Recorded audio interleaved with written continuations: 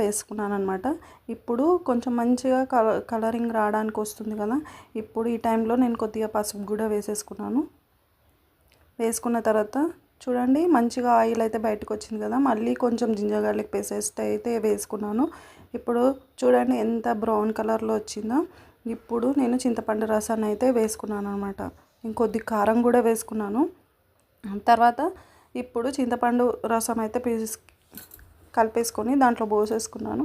కొంచెం మరుగుతున్న టైంలో ఇప్పుడు చేప ముక్కలను అయితే దీంట్లో వేసేసుకొని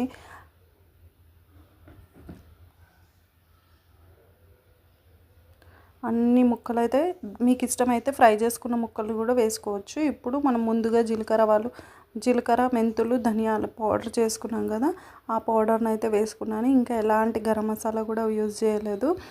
చూడండి చేపల కూర అయితే ఇలా కుతకుతలాడిపోతుంది అనమాట. ఈ టైంలో కొంచెం పసుపు